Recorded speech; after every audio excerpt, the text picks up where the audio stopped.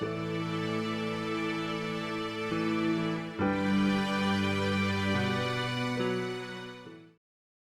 morning. Well, you saw the video about about IDOP, and I just want to let you know that next Sunday we will be having a special time of prayer because we will be celebrating the International Day of Prayer for the Persecuted Church. And we are going to do that by opening the altar at 8 o'clock next Sunday morning, and we're calling it See You at the Altar. And I do hope that all you who are able will come. And you know, I think next Saturday night we get an extra hour of sleep, so it should be no problem to be here at 8 o'clock in the morning, right? So we would invite you to do that. And this morning, I have something a little bit different for you, so I'm going to ask Bici if he will come up here. Usually I tell you a story,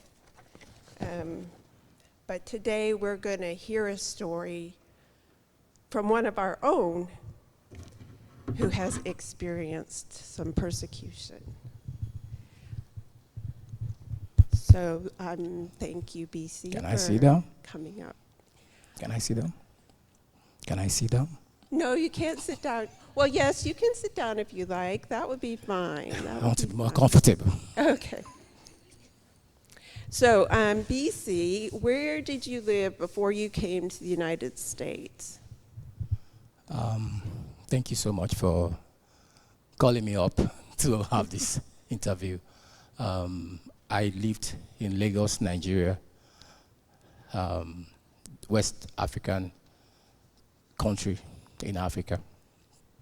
And Lagos is the southern part of Nigeria? Oh, yes, Lagos is the just by the Atlantic Ocean. Okay. It's the southern part of Nigeria. Okay. Would you share with us your religious background when you were a child? Tell us about your mom and dad. Okay. My dad was a Muslim, is still a Muslim. What we call Alhaji. You know, Alhaji is somebody that has gone to Saudi Arabia to perform the pilgrimage, what Muslims always do once in a lifetime at least.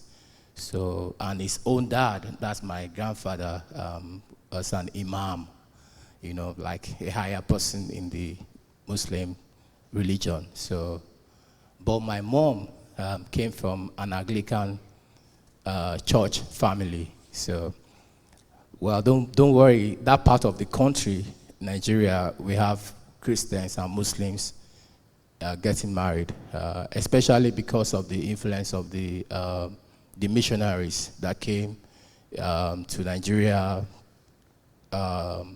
So most of the Muslims, they went to Christian churches, Christian schools. So like my dad, I never knew my dad as a Muslim until when I was like 20 years old, because he never goes to mosque. So in fact, at times he takes us to church.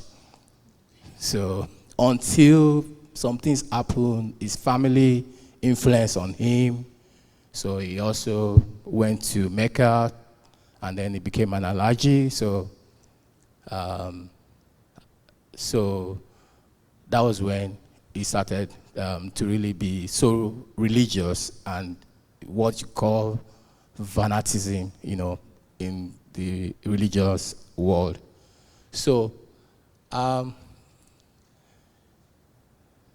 so I think that's the background of my family. I hope I can stop here. That's great. Thank you. So can you tell us how you came to accept Christ? Okay. That was my first year in the college. And I love music. Generally, I love music. I love to dance. And one of my friends invited me to the campus fellowship. And the guy that invited me was not a Christian too, so he loved music too. So I said, oh, let's just go and see. I know there are fine girls there. So let's just go and have fun. So, okay. And that was how I went. Prior to that time, the devil had a plan, of like 2 agenda I had on my mind was do well academically and have the best of girls. Those are the agenda that the devil had, for me, and that was what I had in mind. But God's so good. When I went for that fellowship, it was a special day at the campus fellowship, and it was more of a drama day when they have drama, when they have the stage drama and people come to see. So it was a kind of evangelical outreach. So, and then I went. Yes, the music was good. And of course, everybody was there. It was a large auditorium, more than 1,000 students.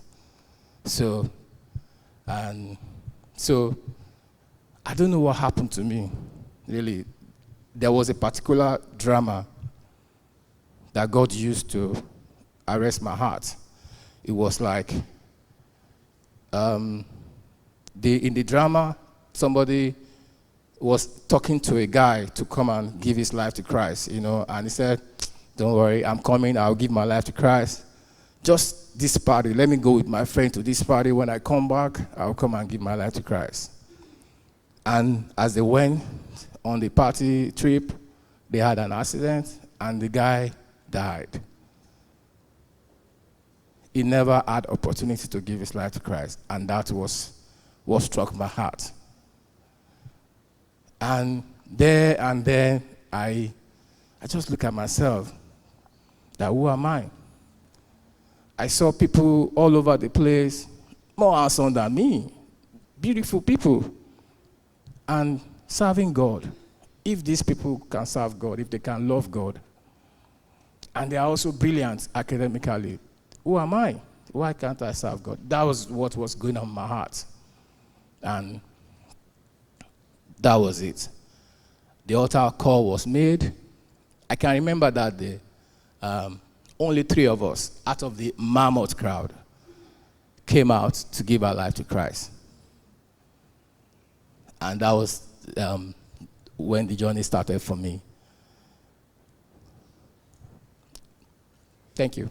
So what was your family's reaction when you became a believer in Christ, a true believer? Well, my family reaction, I told you before now that my family had my daddy Muslim, my mom Christian, but at the time, nominal Christian, go to church is different from being a Christ follower, being a Christ disciple, somebody that giving his life to Christ.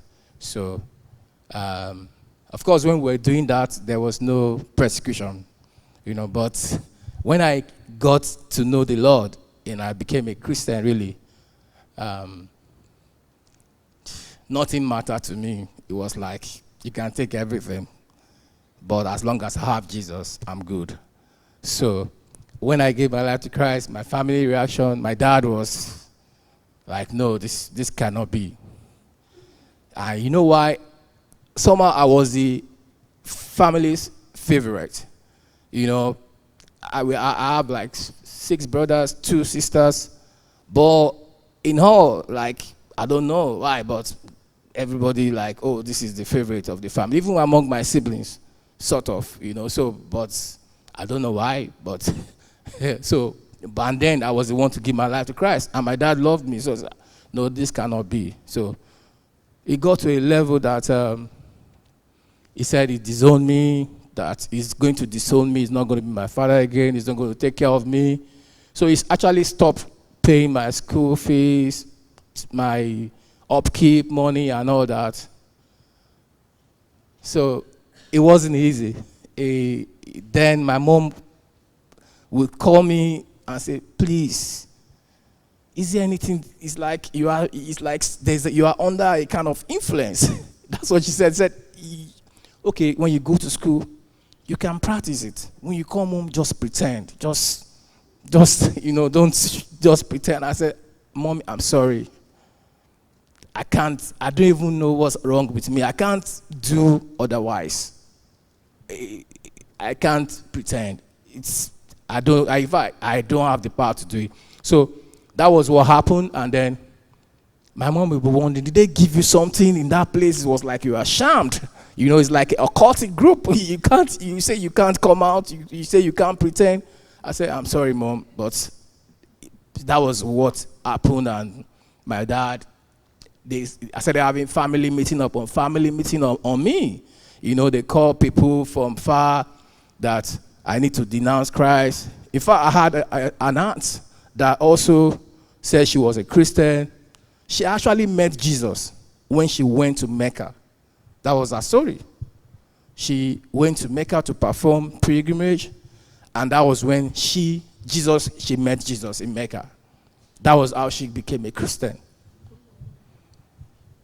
So it was a lot of difficult time, but sincerely, nothing mattered to me than Jesus. Nothing. So what was, well, you kind of gave us your response. Oh, you mean how I responded? Yeah. Well, the truth is, sincerely, I knew that it was just God's grace. And that's why going to church and having an encounter with Christ, they are two different things. The truth is, when you really encounter the Lord, there's a grace that is given to you. There is something different. And so the way I responded, it was just like, when Stephen was being stoned, and Stephen said he forgave them and because they don't know what they are doing. Sincerely, in spite of the fact that my dad denied me school fees and all that, but thank God for the campus fellowship. They took me in. They were, within that time, for about 6 months, they were taking care of me, paying my school fees, giving me some stipend. Sincerely, thank God for the family, the campus fellowship. They were so great. God used them greatly. So the response to my family was that of love.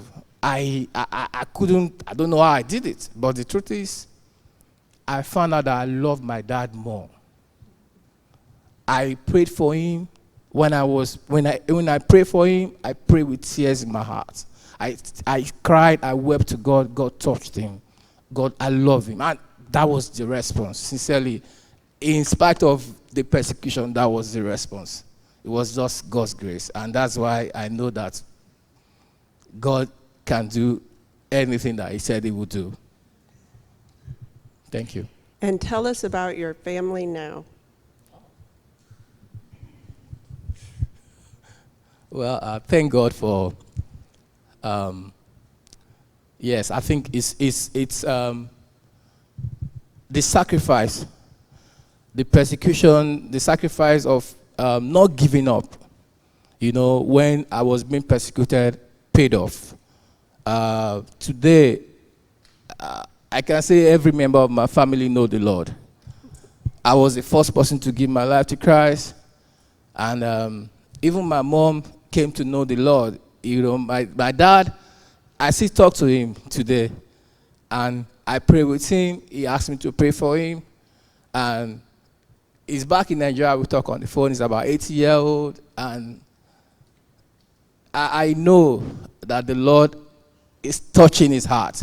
Most of the time, people in that religion, they come to know the Lord, but the fear of, like the Bible talked about, is it somebody, Nicodemus, they go to Jesus by night, kind of. We have a lot of them like that. They don't identify, but because of maybe what people will say or something, they believe, but they just go to Jesus like by night. And that's the level my dad is at this time. But for all my siblings, everybody, I just thank God because they came to know the Lord, and God has been so good. It's been a lot of struggle, but the Lord is faithful. And that's why I said, whatever we're going through, the truth is, keep on holding to God. And I just pray we really have an encounter. That's why at times when I come to church, I'm sorry, I need to say this. When I come to church like I'm in the presence of the Lord. I don't see people around me. That's why I could cry. I'm not seeing people around me. I just want to, I'm here to renew my strength before God. I'm not here to see people. I'm here to love people, our fellowship, but the ultimate is to have an encounter, renew my strength for the week, be the best I can be for God out there. That's where I really need to be the best for Him. Thank you. Thank you, BC.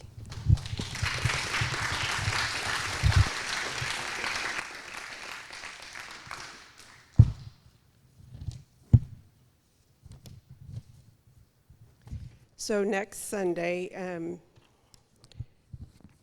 BC's country, Nigeria, is number 12 on the list of persecuted countries.